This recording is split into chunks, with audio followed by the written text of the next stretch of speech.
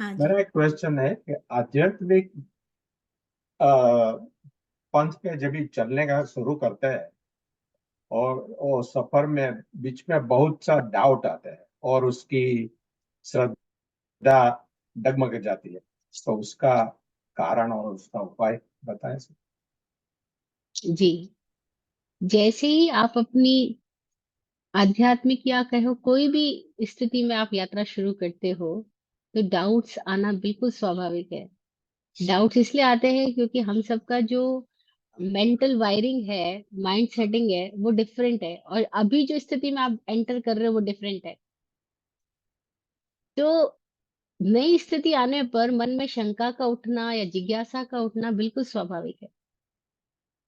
जो शंकाएं उठती है उनको सही दिशा में ले जाना, ये यहाँ ध्यान रखना बहुत जरूरी है। क्या होता है, हम अगर बीमार हुए और हमें पता लगा हमको बीमारी है, तो हम बीमार लोगों से उपचार कराने जाएंगे या उस व्यक्ति से उपचार कराने जाएंगे जो खुद स्वस्थ है और जिसको उपचार करने की विधि पता है? निस्संदेह हम उस व्यक्ति के पास जाना पसंद करेंगे जो खुद स्वस्थ है और जिसको उपचार की विधि पता है, तो वो तो हमें कोई मदद कर सकता है। लेकिन यहाँ पे हम लाइफ में क्या करते हैं, बिल्कुल गड़बड़ी करते हैं। हम बीमार हुए, हमें अपनी शंका कोई पैदा हुई, कोई प्रश्न पैदा हुआ, तो बजाय हम उन लोगों के ढूंढे जिनके सारे प्रश्न गिर चुके और जो हमें दृष्टि दे सकते हैं, हम उन लोगों के पास चले जाते हैं जिनके खुद के पास आंख नहीं है, जो खुद अभी कंफ्यूज है, जो खुद अभी डाउट से भरे हुए हैं। और तब जब हम डाउट से भर के किसी डाउट से भरे हुए व्यक्ति के पास जाते हैं, तो वो हमारे डाउट्स को खत्म नहीं कर सकते। वो हमारे डाउट्स को समाधान की दिशा नहीं बताएंगे, बल्कि वो हमारे डाउट्स को या तो अ, दबा देंगे या बदला अदली बदली कर देंगे, इधर उधर पकड़ बातों में हमें उलझा देंगे, और जहां हमारी स्थिति है वहां पे हमारा उपाय नहीं करेंगे। तो पहली बात, डाउट या क्वेश्चन जो भी पैदा होता हो, उसका रेस्पेक्ट करना, उसको इग्नोर मत करना, क्योंकि वहीं से कोई फिर से नया डोर ओपन होगा। और फिर जो भी डाउट या क्वेश्चन आया है, उसको उसका आंसर ढूंढने के लिए किसी ऐसे व्यक्ति की तलाश करना जिसके पास उस दिशा का ज्ञान है। जैसे हम बीमार है तो डॉक्टर के पास जाएंगे, जैसे हमको कोई लीगल प्रॉब्लम हुई है तो हम वकील से कंसल्ट करेंगे। तो ऐसे जो उस विषय का जानकार है और स्वस्थ है, डायग्नोस करना कि उससे पूछना कि नहीं पूछना, पहले उससे सवाल कर लेना। ये बातें मैं स्वामी जी के साथ रह के सीख रही हूँ। स्वामी जी कहते हैं कि जब उनकी जिंदगी में कभी कोई एक ऐसा मौका आया कि उनको किसी साइकेट्रिस्ट से बात करनी को हुई, तो उन्होंने साइकेट्रिस्ट से पहले सवाल किया कि आपके पास क्या अनुभव है, क्या विशेषता है। तो साइकेट्रिस्ट ने कहा, भाई मैंने सैकड़ों लोगों का इलाज किया, मैं मन के बारे में ये जानता हूँ। तो स्वामी जी ने उनसे अगला सवाल किया, अगर आप मानसिक बीमारियों को सुलझा सकते हो और अगर आपके खुद के दिमाग में कोई प्रॉब्लम आ गई तो आप उसको ठीक कर सकोगे? क्या आपको अपने दिमाग की जानकारी है? साइकेट्रिस्ट ईमानदार रहा होगा, उसने बोला नहीं, मैं अपना इलाज नहीं कर सकता, मुझे अपना इलाज कराने किसी और के पास जाना पड़ेगा, और मैं अपने माइंड के बारे में भी नहीं जानता। तो स्वामी जी बोले, यहाँ एक भेद है, आपको अपने माइंड के बारे में नहीं पता, पर मुझे मेरे माइंड के बारे में जानकारी है। इसीलिए अब मेरे लिए क्लियर हो गया कि मैं आपसे सलाह लूं या ना लूं।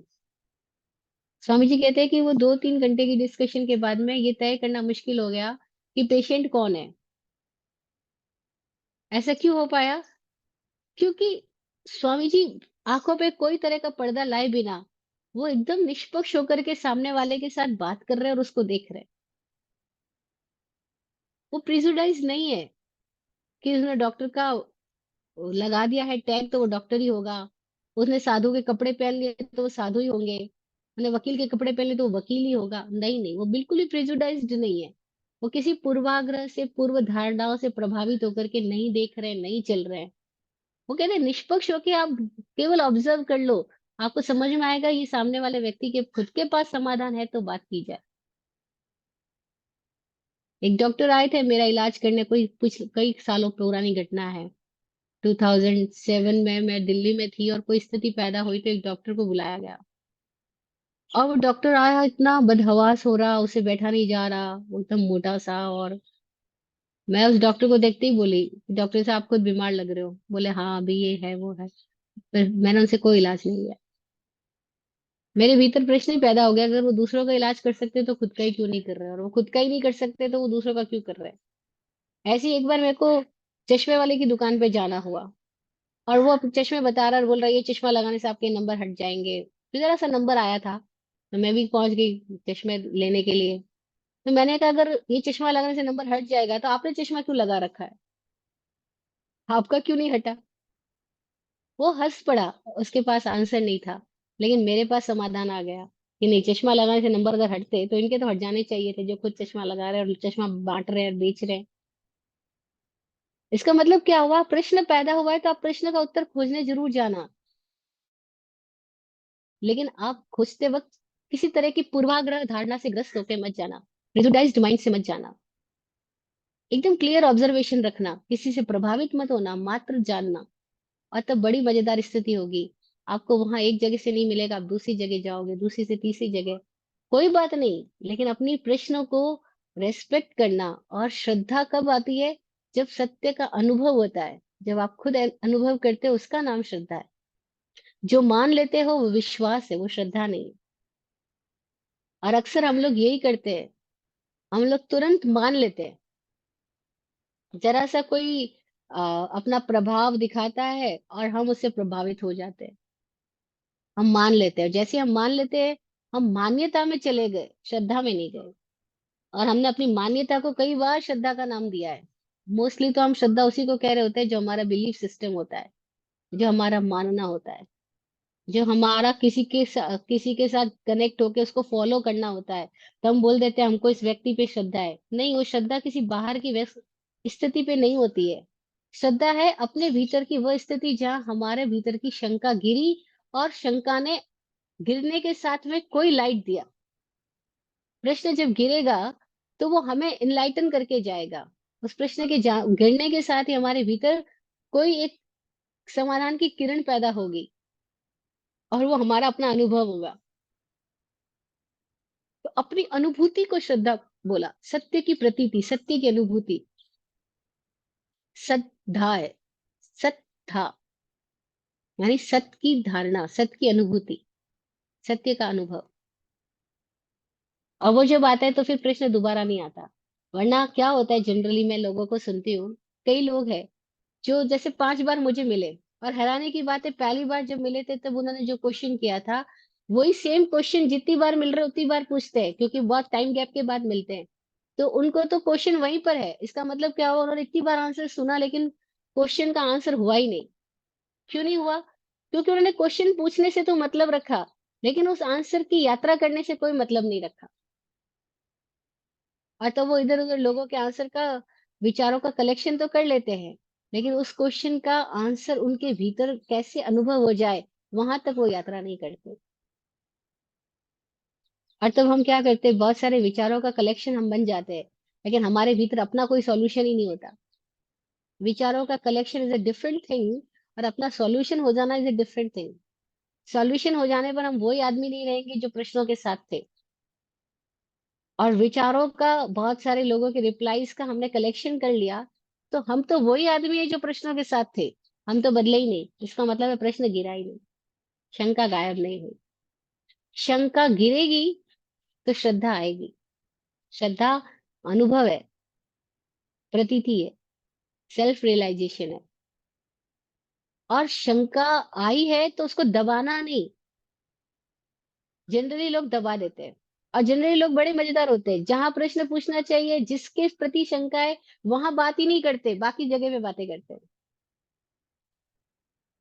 अगर आपको किसी एक्स से संबंधित कोई शंका पैदा हुई तो आप एक्स से बात करो। लेकिन हम एक्स से बात नहीं करके ए बी सी से जेड तक कितने लोगों से बात करेंगे, एक्स को चूक जाएंगे, छोड़ देंगे। वहां हमको घबराहट होती है, या हमारे भीतर ईमानदारी नहीं होती है, या हमें वे ही नहीं पता।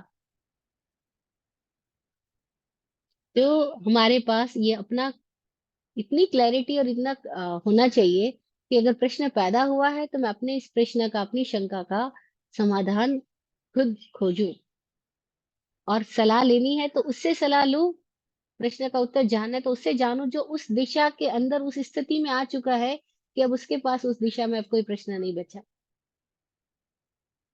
अगर वो डॉक्टर खुद बीमार है तो वो हमारा क्या इलाज करेंगे। बस ये क्लैरिटी रखना, तो आपको सही रास्ता मिलेगा ही।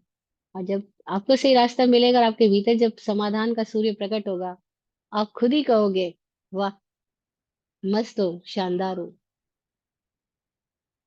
लेकिन जब तक वो स्थिति ना आए कि आपकी शंकाओं का जाल जंजाल खत्म ना हो जाए, तब तक यात्रा करना, ठहरना मत, रुक मत जाना, छोड़ मत देना, अपनी स्थितियों के प्रति ईमानदार रहना, और अपनी स्थिति का इलाज के लिए ऐसे व्यक्ति को खोजना।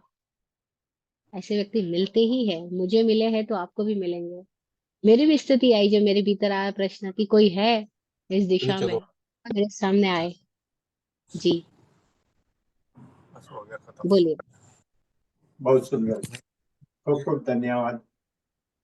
Thank you. लग गया